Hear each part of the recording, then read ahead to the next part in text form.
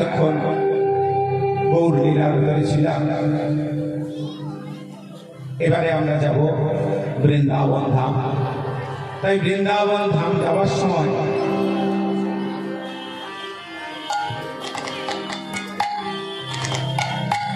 বৃন্দাবন ধাম যাওয়ার সময় আমরা গোবিন্দ দাসের একটি মহাজনী পদ কে আস্বাদন করতে করতে আমরা বৃন্দাবন ধামে গমন করব।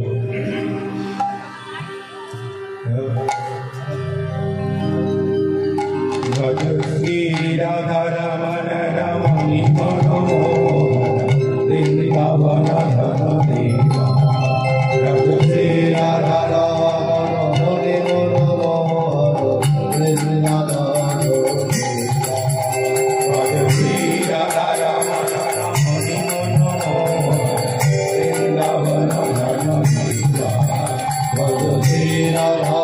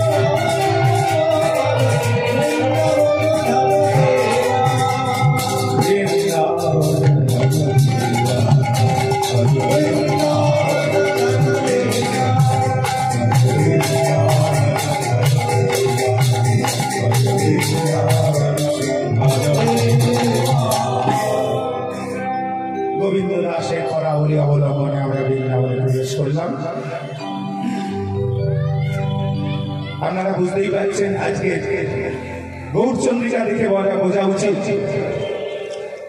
আগে যারা আজ থেকে 40-50 বছর আগে যারা লীলা পরিবেশন করতেন তারা অনেক পণ্ডিত ব্যক্তি ছিলেন আমাদের থেকে, তাদের পড়াশোনা অনেক বেশি ছিল, কিন্তু তারা ভক্তদের সামনে সহজে ওই কি লীলা পরিবেশন করছে সেটা কিন্তু বলতেন না। কেন না? গৌরচন্দ্রিকা দেখে তাদেরকে বুঝতে হতো যে আজকের লীলার বিষয়বস্তু কি, অর্থাৎ বৃন্দাবনে কোন লীলা হতে চলেছে। আজকে যে গৌরচন্দ্র আপনারা শুনলেন তাতে কি বুঝতে পারলেন? কি বুঝেননি? মহাপ্রভু কোথায় এসে দাঁড়ালেন? কালী মন্দির আলো করে এসে দাঁড়ালেন। তাই আজকের লীলার বিষয়বস্তু বলেই দিচ্ছি, মৃধুবনে কৃষ্ণ কালী।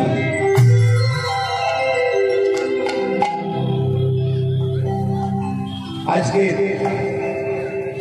অমানিসা সূচিভেদিত অন্ধকার সখীগণ পরিবৃতা হয় শ্রীমতী রাধারানী আমার রূপ শ্যাম সুন্দরের রূপ চর্চা করছে।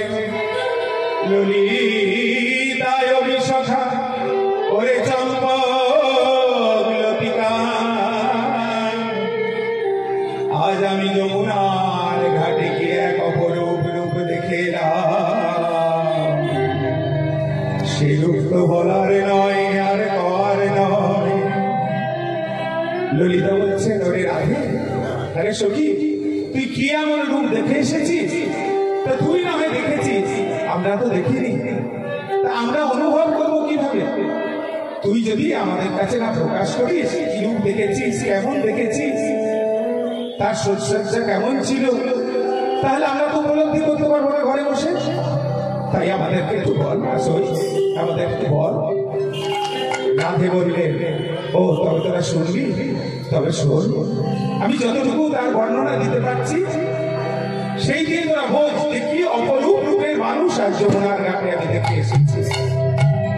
কি সখী চিকন কালা গলায় মালা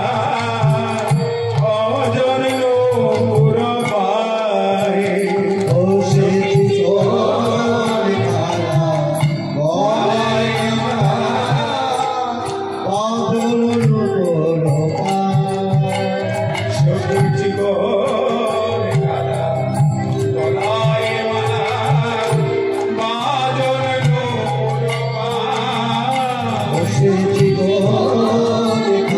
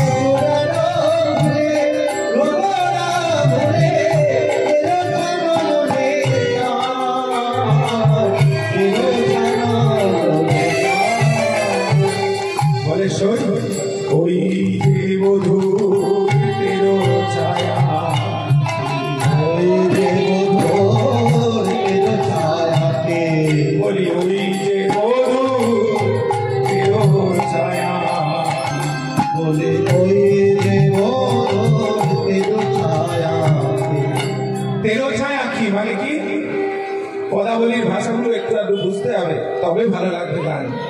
ওই যে বধূর তেরো ছায়া কি অর্থাৎ প্রাণ বধূ বলতে আমার কালো শশী শ্রীকৃষ্ণকে বোঝাচ্ছে। তো তার আখি দুটি দেখবেন সব সময় বাঁ দিকে হেলা, সব সময় বাঁ দিকে। তাহলে ওই যে বধূর তেরো ছায়া, ওই যে বধূর তেরো ছায়া, বলি রাখলো না আর কিছুই বাকি। ওই যে বধূর তেরো ছায়া, রাখলো না আর কিছুই বাকি। ছেদর কইল ধৈর্য ডাকি, রাখলো না আর কিছুই বাকি। আমার ছেদর কইল ধৈর্য ডাকি, রাখলো না আর কিছুই বাকি। ছেদর কইল ধৈর্য ডাকি। রাখলো না আর কিছুই বাকি। ওই যে বধূর তেরো ছায়া, আর তেরো ছায়ায়নে যায়। বধূর তেরো ছায়ায়নে যায়।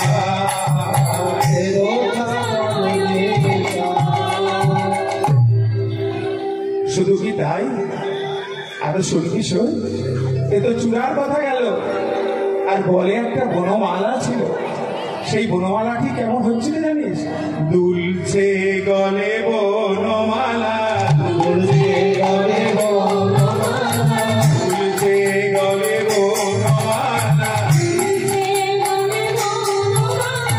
আর প্রতি ফুলে ফুলে অলির মেলা। দুলছে গলে ফুলে ফুলে অলির মেলা, প্রতি ফুলে ফুলে অলির মেলা।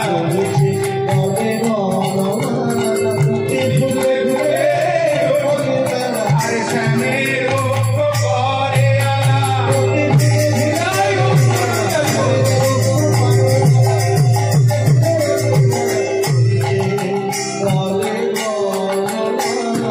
তেরো ছায়ায়নে যায়, বধূ তেরো ছায়ায়নে যায়। সই ললিতা, আমি যদি ওই বনমালা হতাম, আমার কি মনে হচ্ছিল সেই সময় জানিস? আমি এই মনুষ্য জন্ম না পেয়ে যদি ওই পুষ্প হতাম, আর আমার বধূর গলে যদি আমি দুলতাম, তাহলে কি আনন্দ নাই পেতাম। হ্যাঁ, বধূ তেরো ছায়ায়নে যায়, বধূ তেরো ছায়ায়নে যায়। আমি যদি বনমালা হতাম, আমি যদি ও সই, আমি যদি বনমালা হতাম। আমি যদি তুই যদি বনমালা হতিস কি লাভ হতো? কি লাভ হতো জানিস? আমি নিজে দুলতাম শ্যামের মন দুলাইতাম, আমি বনমালা হতাম। নিজে দুলতাম শ্যামের মন দুলাইতাম, আমি যদি বনমালা হতাম। আমি নিজে দুলতাম শ্যামের মন দুলাইতাম, যদি বনমালা হতাম। নিজে দুলতাম শ্যামের মন দুলাইতাম। আর অঙ্গ বড় সদাই পেতাম, অঙ্গ বড় সদাই পেতাম। এই যদি বনমালা তেরো ছায়ায়নে যায়, তেরো ছায়ায়নে যায়, বধূ তেরো ছায়ায়নে যায়। ঠিক এইরকম যখন ললিতা বিশাখা চিত্রা চম্পক লতিকা অষ্টসুখী পরিবৃতা হয়ে শ্রীমতী রাধারানী শ্যামসুন্দরের রূপ চর্চা করছে, ঠিক এমনি সময় এলো বাঁশির অমোঘ আহ্বান। রাধা রাধা রাধা,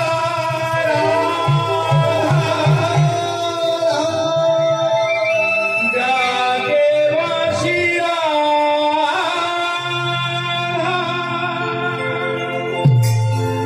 হে আমার রাধা রাধা,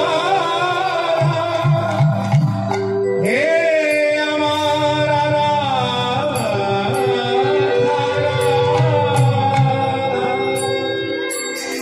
রাধা রাধা রাধা বলতে বলতে বাঁশির অমোঘ আহ্বান প্রবেশ করিল সখীদের কাছে কানে। সখীদের কানে যেই না বাঁশির অমোঘ আহ্বান প্রবেশ করা, সঙ্গে সঙ্গে শ্রীমতী রাধারানী আর স্থির থাকতে না পেরে চঞ্চল হয়ে উঠলে। চঞ্চল হয়ে ললিতাকে বলছে, ললিতা কতবার বারণ করেছি, এখন যখন তখন বাঁশি বাজাতে কতবার বারণ করেছি, কিন্তু কি কার কথা শুনবে বল? দিন নেই, দুপুর নেই, রাত্রি নেই, যখন তখন এইভাবে যদি বাঁশি বাজিয়ে দেয় তাহলে আমার কি অবস্থা হয় তোরা সহজেই অনুভব করতে পারছিস বল। বাঁশিটি কিরকম? রাধারানীর ভাষায় বাঁশিটি শুনলে, মন্দ্র মন্দ্র মধুর গান বাঁশি কোন বাকুঞ্জে বাজিল রে, মন্দ্র মধুর গান বাঁশি কোন বাকুঞ্জে বাজিল রে, বাঁশি মন্দ্র মধুর গান বাঁশি কোন বাকুঞ্জে বাজিল রে, নবনায়নী শ্রী রাধে অনন্ত রঙে বাজিল রে, বাজিল রে, বাজে ও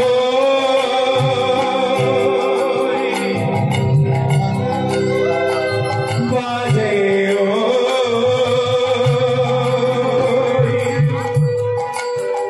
বাজে ও বাজে ও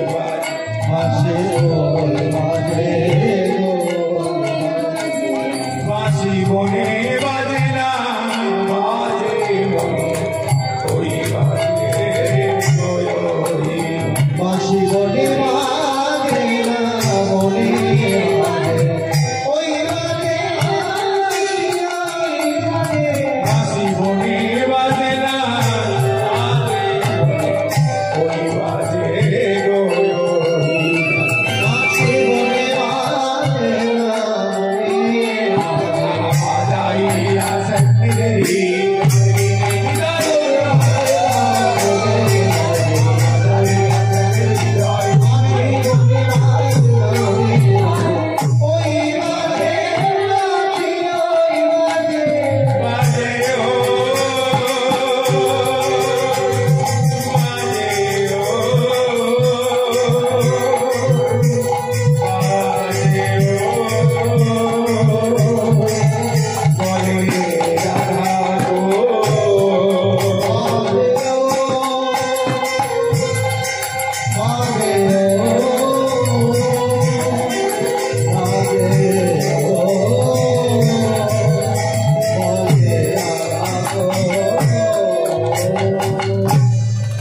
রাধারানী বলছেন, ললিতা এই বাঁশিটি বাঁশি, এই বাঁশির ভিতরে যতটা দেখতে সরল এর ভিতরে কিন্তু ততটাই গরল অর্থাৎ বিষ।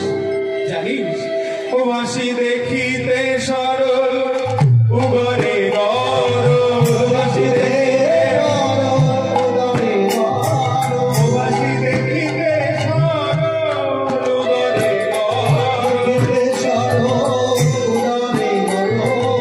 ও বাঁশি দেখিতে সরল ও সে ডাকা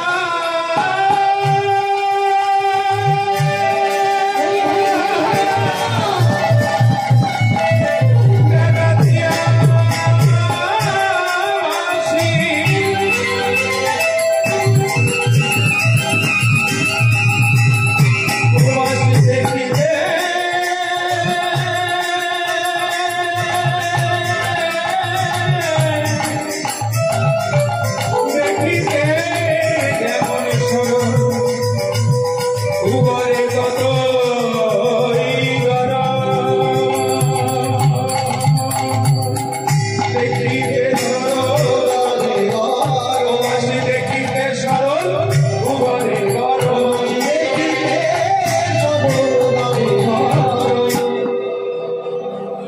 বাঁশির কি অবস্থা?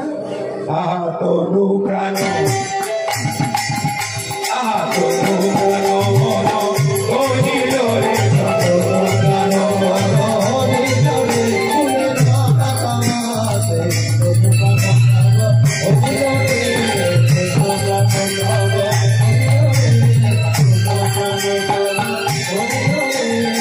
আর বেদনা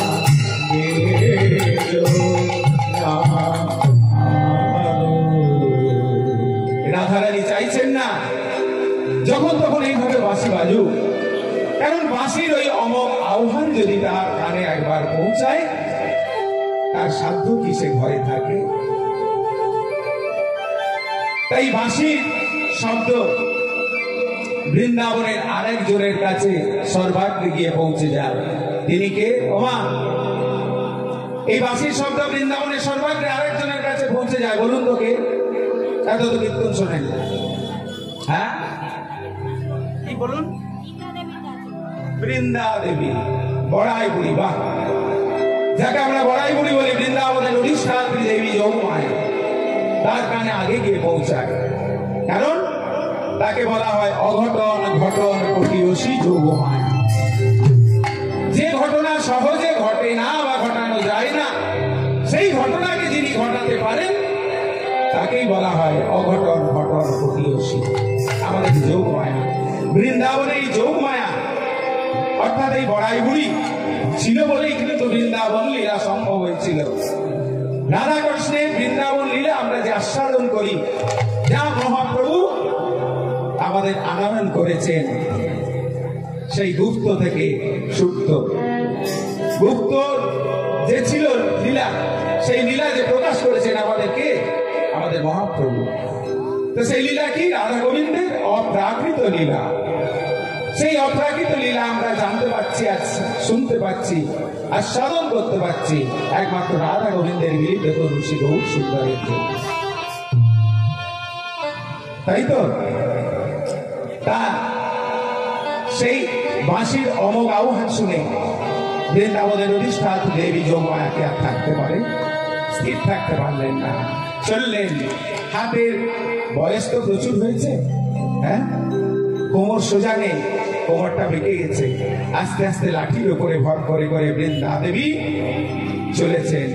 বড়াই চলিল আজি জটিলা মন্দিরে,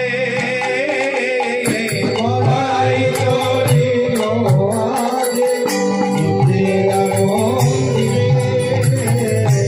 বড়াই চলিল আজি জটিলা মন্দিরে, বড়াই চলিল আজি জটিলা মন্দিরে, আজ জ্যোষ্ঠিল হে বুড়ি চলে ধীরে ধীরে,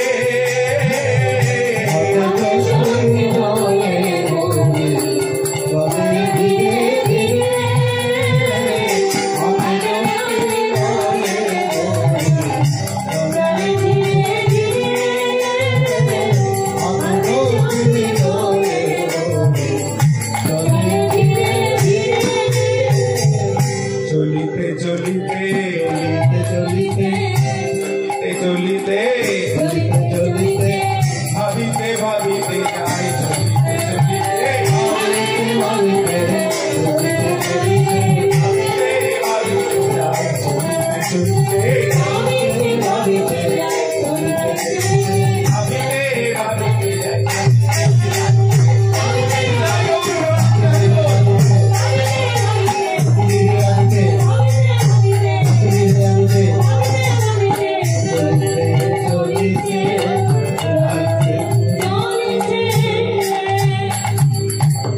লাঠির উপরে ভর করে সেই বৃন্দাবনের সবচেয়ে কিন্তু বয়স বেশি হচ্ছে কি আমাদের এই যোগমায়া বড়াই বুড়ি। এর থেকে বড় আর বৃন্দাবনে সেই সময় কেউ ছিলেন না, তাই বৃন্দাবনে প্রত্যেকে তাকে শ্রদ্ধা করতেন। আস্তে আস্তে সেই বাঁশির অমোঘ আহ্বান শুনে অঘটন ঘটন কোটিয়সী মা যোগমায়া গিয়ে হাজির হলেন কোথায়? জটিলা ভবনে। জটিলা ভবনে গিয়ে হাজির হয়ে সোজাসুজি দরজাটা খুলে একদম রাধারানীর কাছে এসে উপস্থিত। নাতনি, বলি ও নাতনি, এমন করে বসে কাঁদছিস কেন? কি হয়েছে তো? তুমি জানো না বুড়িমা, এই সংসারের কি কষ্ট? কৃষ্ণ বৈমুখী ঘরে সংসার করা যে কত কষ্ট, সে কথা তোমাকে কি খুলে বলবো? তুমি তো সবই জানো। আরে তাতে কি হয়েছে? আমি তো আছি, তার জন্য আমি তো এসে গেছি। এত চিন্তা কিসে? এত কান্না কেন? কোনো চিন্তা নেই। শোন, তুই কালী পুজো করার জন্য পসরা রেডি কর, পসরা তৈরি কর। আমি তোর শাশুড়ির কাছ থেকে অনুমতি নিয়ে চলে আসছি। কেমন? এই বলে রাধারে প্রবদী মাই তুরি তহি চলি যায়। জটিলা কুটিলা পাশে গেল, আর বুড়ি মায়ের দরশিয়া সবে হরষিত হইয়া বসিতে আসন পাতিলে।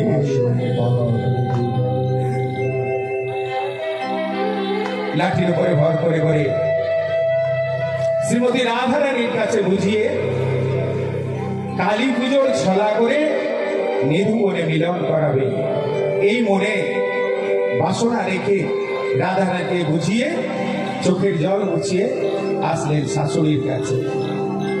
বলে, ও জটিলা, জটিলা। যেই না জটিলা দেখেছে, কুটিলা দেখেছে, বুড়িমা এসেছে।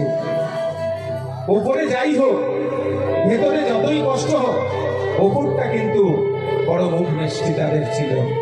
বুড়িমাকে দেখে বলছেন, এসো এসো বুড়িমা, সৌভাগ্যের সীমানা। এসো এসো বুড়িমা, সৌভাগ্যের সীমানা।